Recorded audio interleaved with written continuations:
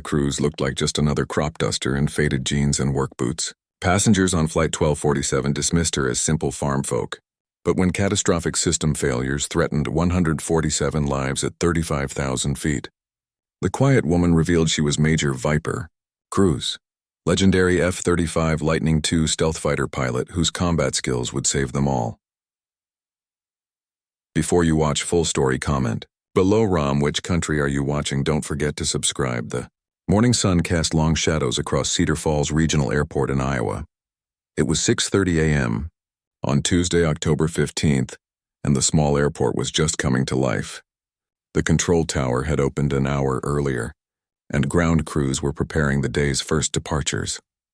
Maya Cruz stood at the large windows overlooking the tarmac, watching a United Airlines Boeing 737-800 being fueled for the 8:15 a.m. flight to Chicago O'Hare.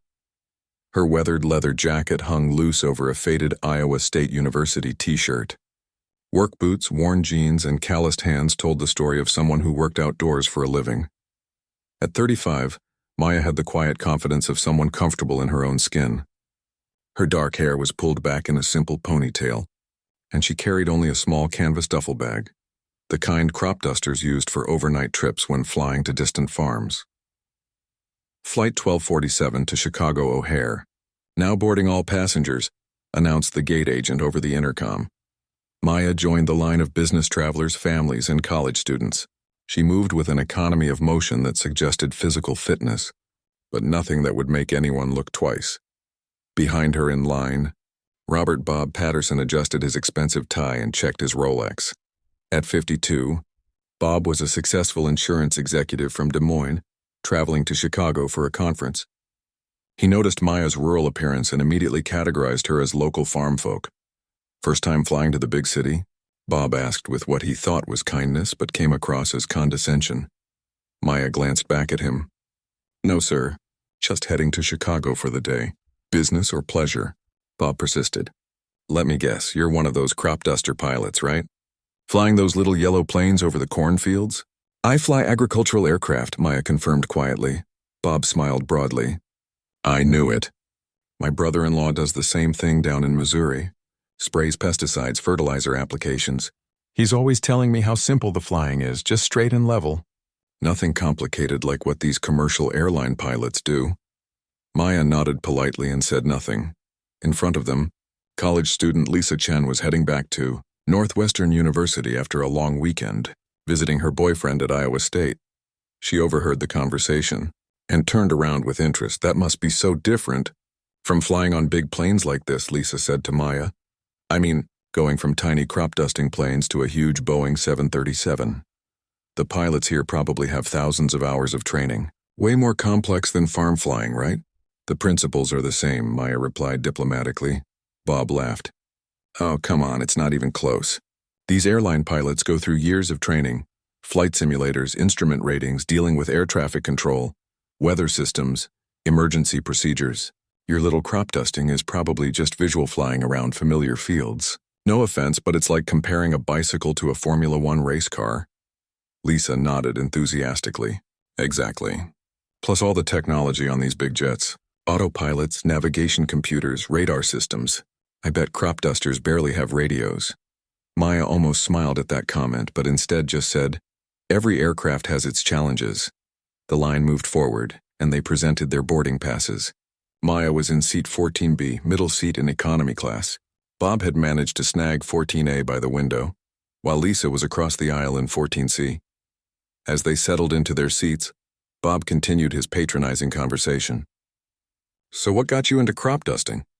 Family business? Did your dad teach you to fly?" "I learned to fly in the service," Maya said briefly. "Oh, the military. Let me guess, transport pilot? Flying cargo around?" Maya shook her head. "Fighter pilot," Bob laughed out loud.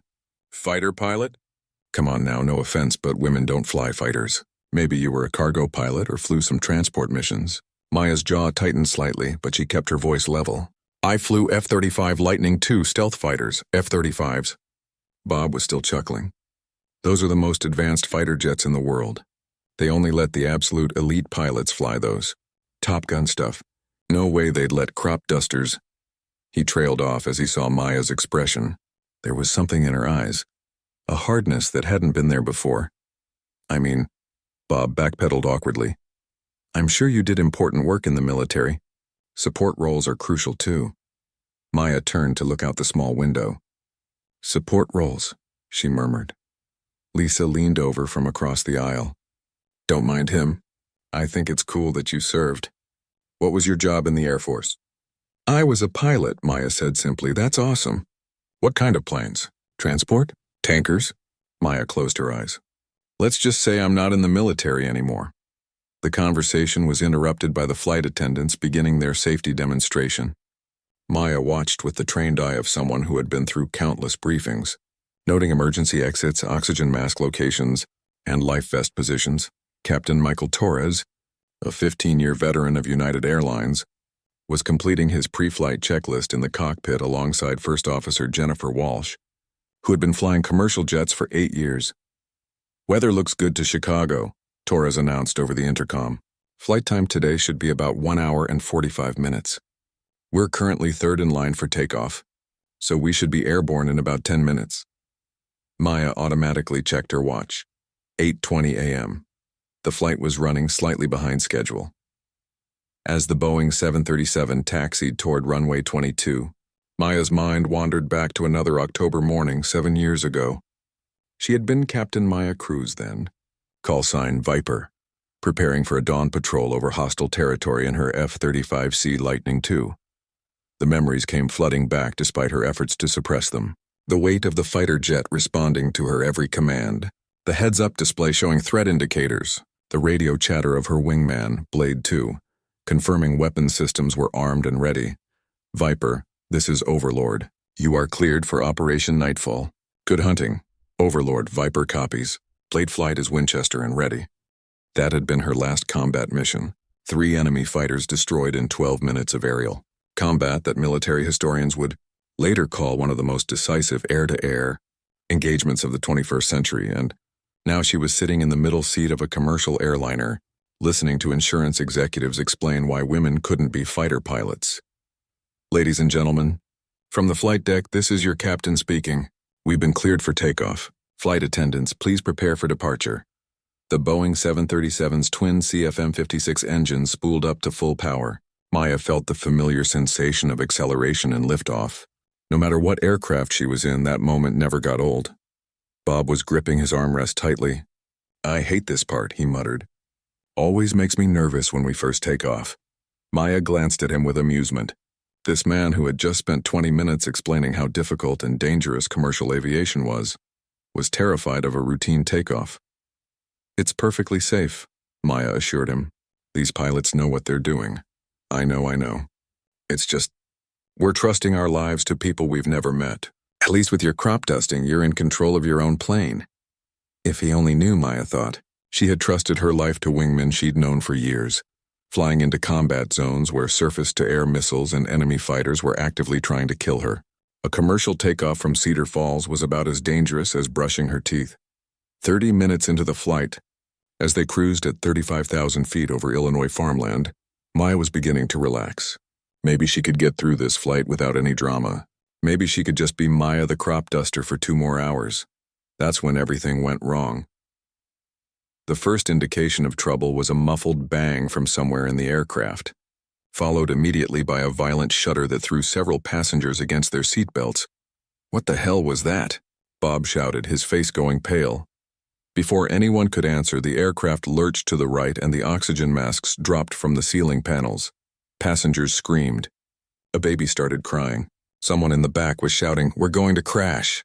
Captain Torres's voice came over the intercom, trying to maintain calm. Ladies and gentlemen, we're experiencing some technical difficulties. Please remain in your seats and put on your oxygen masks immediately. Flight attendants, please take your seats. Maya had her oxygen mask on before most passengers even realized what was happening. Her trained reflexes kicked in automatically. She quickly assessed the situation. Loss of cabin pressure indicated a breach in the hull or failure of pressurization systems. The aircraft's behavior suggested they were also dealing with flight control problems. This wasn't just technical difficulties. This was a cascade failure. multiple systems going down simultaneously.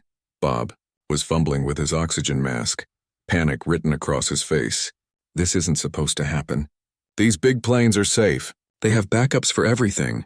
Lisa was crying across the aisle, unable to get her mask properly positioned. Maya reached over and helped her, speaking in a calm, authoritative voice that cut through the chaos. Listen to me. Breathe normally. The mask is working. You're going to be fine. Lisa looked at Maya with terror in her eyes. How can you be so calm? We're going to die. No, we're not, Maya said with absolute certainty. The pilots are trained for this. The aircraft can handle it. But even as she said it, Maya's experienced ear was picking up sounds that worried her. The engines weren't running smoothly. There were vibrations in the airframe that shouldn't be there. And the aircraft was in a slight but persistent dive that the pilots couldn't seem to correct. Another violent shudder rocked the plane. This time the lights flickered and several overhead bins popped open, spilling luggage into the aisles. Maya unbuckled her seatbelt and stood up. "Ma'am," called flight attendant Jenny Morrison, struggling to maintain her balance in the aisle. "Please remain seated. We're in an emergency situation." "I know we are," Maya replied, moving toward the front of the aircraft with the sure-footed balance of someone who had walked on pitching ship decks and aircraft carrier flight decks. "I need to speak with the pilots, I'm sorry, but passengers cannot access the flight deck during—" "I'm not just a passenger," Maya interrupted, her voice carrying an authority that made Jenny stop mid-sentence. "I'm a pilot, and right now your flight crew needs all the help they can get," Bob called out from his seat. "She's just a crop duster. She can't help with something like this." Maya ignored him and continued toward the cockpit. She knocked firmly on the reinforced door. "Captain, this is Major Maya Cruz. I'm a military pilot and I need to assist." "Go away," came the muffled reply from Captain Torres. "We're dealing with an emergency." Maya took a deep breath. She hadn't used her call sign in 3 years. But lives were at stake now.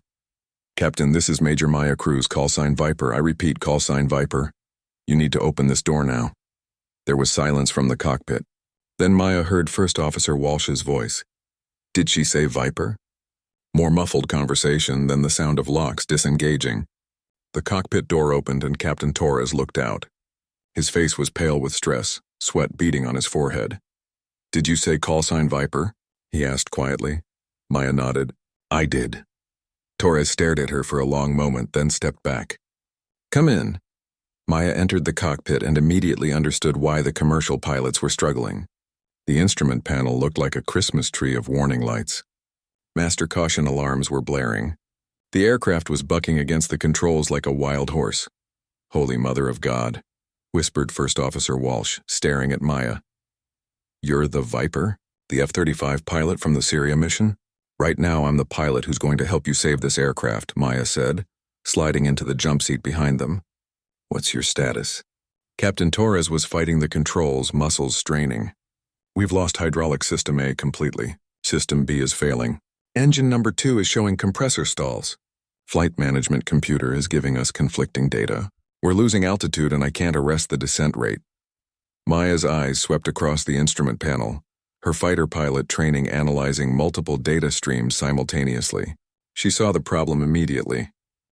"You've got a cascade failure triggered by the hydraulic loss," she said calmly. "The flight management system is trying to compensate for control surface positions it can't verify. Engine 2 isn't actually failing. It's being starved by throttle commands from a computer that doesn't know what's real anymore. Can you fix it?" First Officer Walsh asked desperately. Maya was already reaching for controls. "Switch to manual reversion on the primary flight controls. Disconnect the autopilot and auto throttles. Go full manual. But the checklist says—" "The checklist wasn't written for this specific failure combination," Maya cut him off. "I've seen this before in combat when battle damage caused multiple system failures. Trust your basic instruments. Ignore the warnings. Fly the airplane, not the computers." Captain Torres hesitated for a moment, then began following Maya's instructions. The violent shaking began to decrease as the aircraft responded to manual control inputs instead of conflicting computer commands. "Good," Maya said. "Now restart engine 2 using the auxiliary power unit. The engine is fine, the computer just thinks it's failed." First Officer Walsh initiated the restart procedure. Engine 2 spooled back up to normal operation. "How did you know that would work?" Torres asked in amazement. Because I've had every system on an F-35 Lightning II fail simultaneously while dodging surface-to-air missiles over Syria, Maya replied matter-of-factly. When you're flying at Mach 1.8 and someone's shooting at you, you learn to distinguish between actual failures and system confusion very quickly. The aircraft was now flying much more smoothly, though they were still dealing with limited hydraulic systems and degraded flight controls. Maya keyed the radio. Chicago Center, United 1247. We have a former military aviator assisting the crew, requesting immediate priority handling for emergency landing at nearest suitable airport. United 1247, Chicago Center. Roger. Understand you have additional pilot assistance. State the nature of your emergency and souls on board. Chicago Center, United 1247 Heavy. We have experienced multiple system failures including hydraulic systems and flight management computers. We have 147 souls on board and are declaring an emergency. We need vectors to the nearest airport with emergency equipment standing by. United 1247, turn left heading 075. O'Hare International is 85 miles northeast. Emergency equipment will be standing by. Can you maintain current altitude? Maya looked at the instruments. We can maintain altitude with manual control, but we'll need to make a straight-in approach. No holding patterns or extended vectors. Roger. United 1247, you're cleared direct O'Hare. Descend and maintain flight level 240. As Maya coordinated with air traffic control, she noticed both commercial pilots staring at her with expressions of awe and disbelief. You really are her, aren't you? Captain Torres said quietly. Viper, the pilot who single-handedly won the Battle of Aleppo. Maya didn't take her eyes off the instruments. That's classified information, Captain. The Air Force released some details last year. 3 enemy fighters destroyed in one engagement. A surface-to-air missile site eliminated. You saved an entire Marine unit that was pinned down. I did my job, Maya said simply. Your job? First Officer Walsh shook her head in disbelief. Ma'am, you're a legend. Every military pilot knows about call sign Viper. They teach your tactics at Top Gun school. They teach improved versions of my tactics, Maya corrected. The enemy adapts. We have to adapt faster. Captain Torres was working the radios while Maya helped manage the aircraft. Why aren't you still flying fighters? Someone with your skills. Maya's expression hardened slightly. Budget cuts. Congressional hearings. Politicians decided the future of air combat was going to be drones and missiles. They didn't need expensive human pilots anymore. That's insane, Torres said. You just demonstrated exactly why we need pilots like you. No computer could have diagnosed this problem and solved it so quickly. Try explaining that to a congressman who's never been in an airplane. Maya replied bitterly. The radio crackled with a new voice.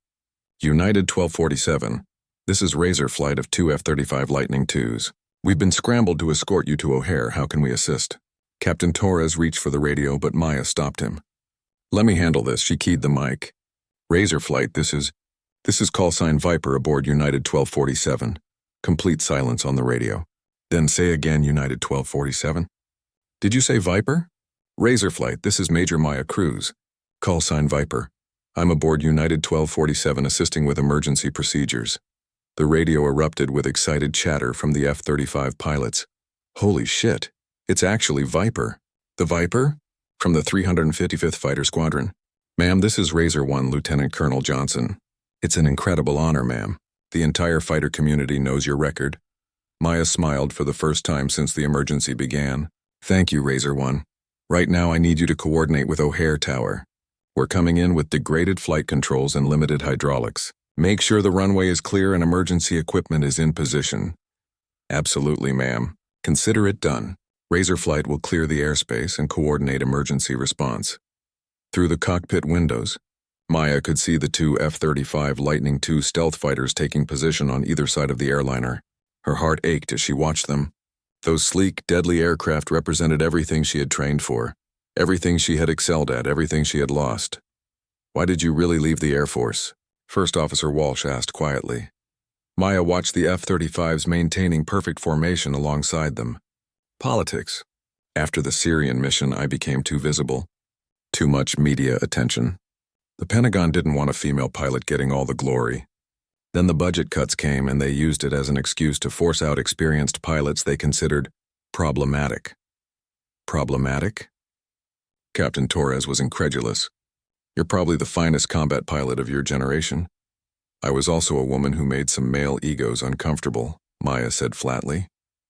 And I had opinions about tactics and strategy that didn't align with the current military doctrine.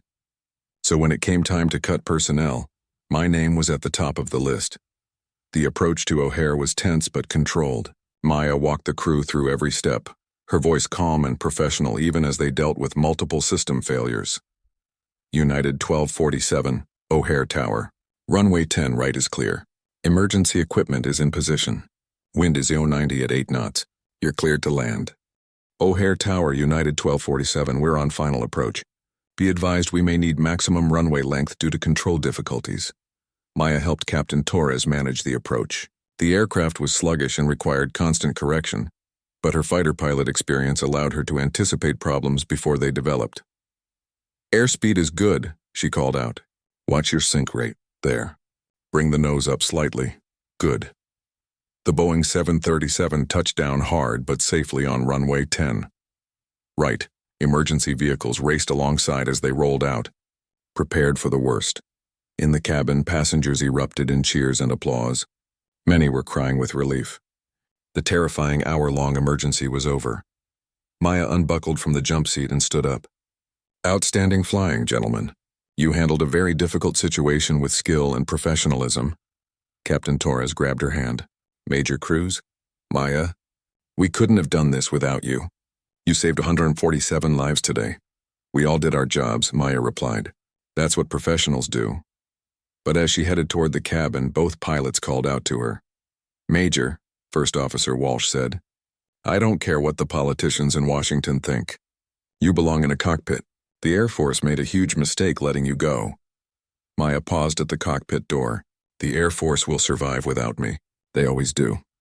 She entered the main cabin to find passengers still celebrating their safe landing. Flight attendant Jenny Morrison approached her with tears in her eyes. Ma'am, I don't know what you did up there, but Captain Torres just announced over the intercom that you saved the flight. I'm so sorry I tried to make you sit down earlier.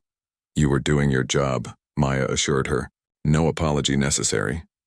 Bob Patterson, the insurance executive who had spent the boarding process explaining why women couldn't be fighter pilots, was sitting in his seat looking pale and shaken. When he saw Maya approaching, he stood up awkwardly.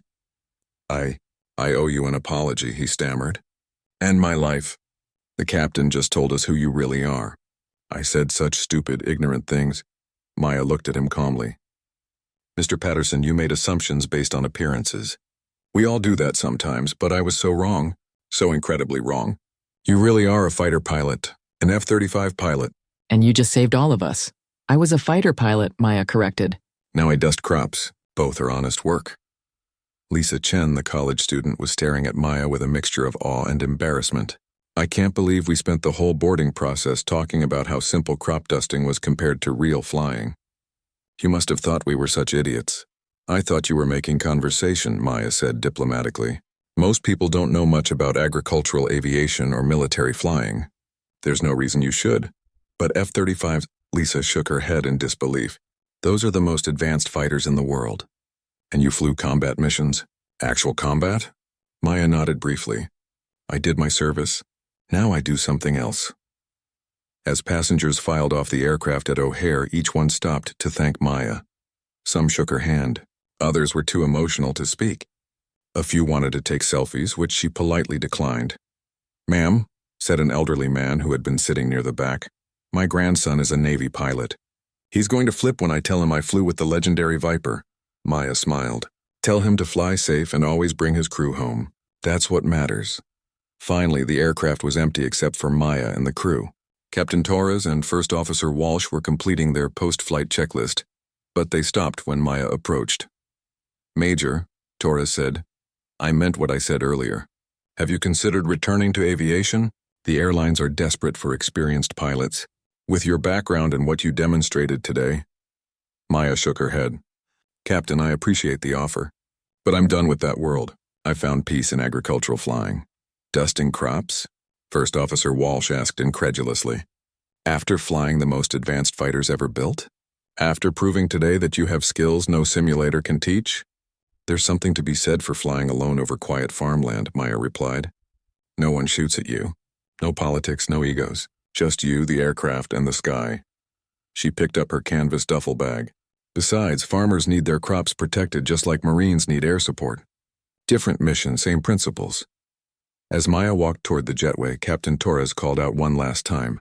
Major, what you did today, that was extraordinary. You didn't just save 147 lives.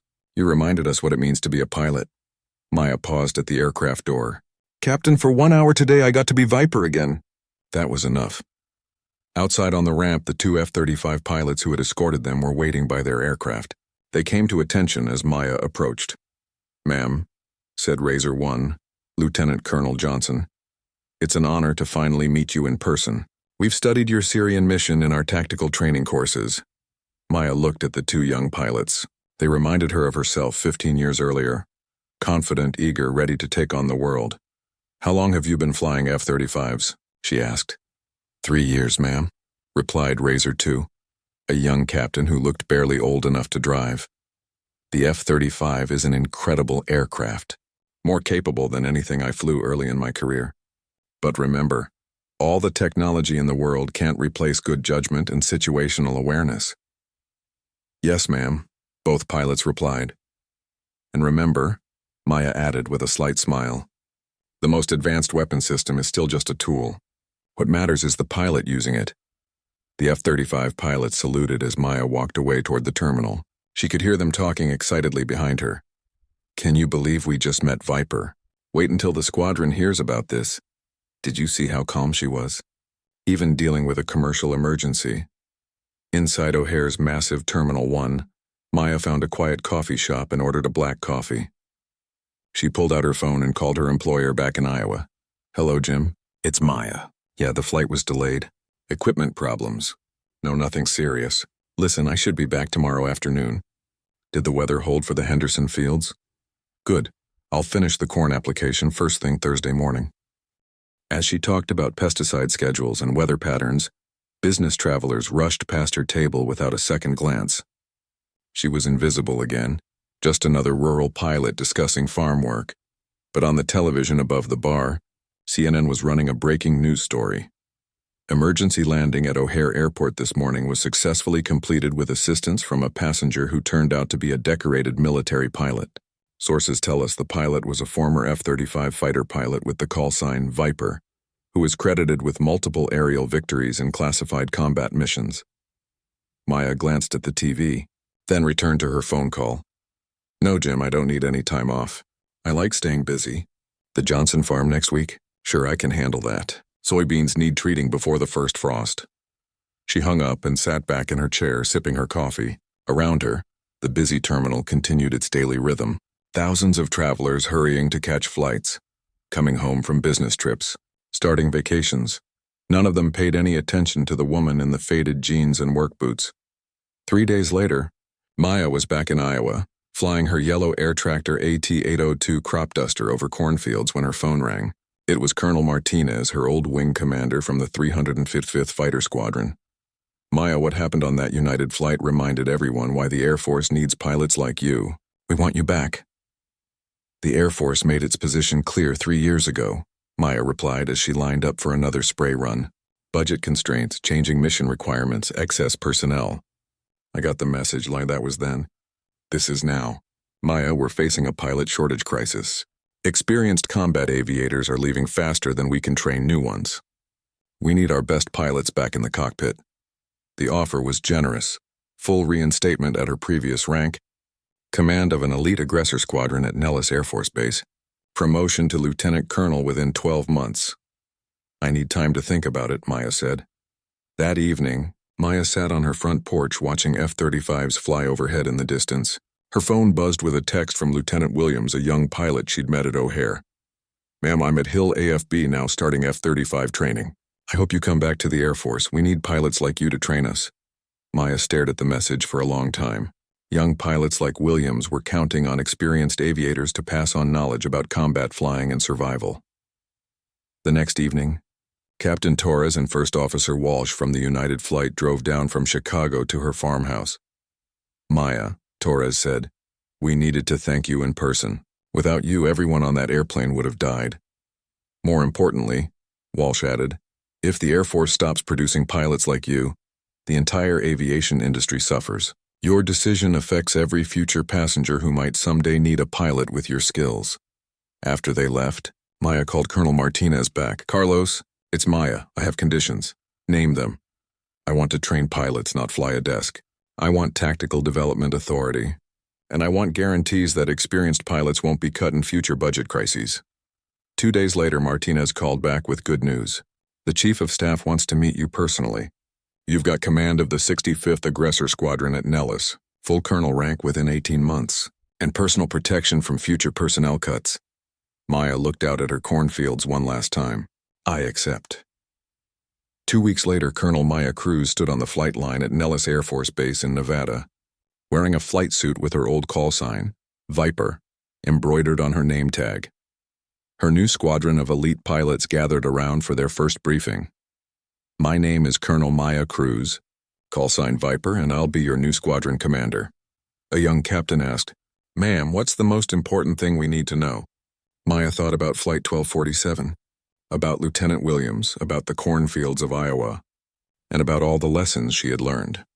The most important thing is that no matter what aircraft you're flying, no matter what the mission, your job is to bring everyone home. Everything else is just details. Colonel Maya Cruz, call sign Viper, was back where she belonged, and this time she was home to stay.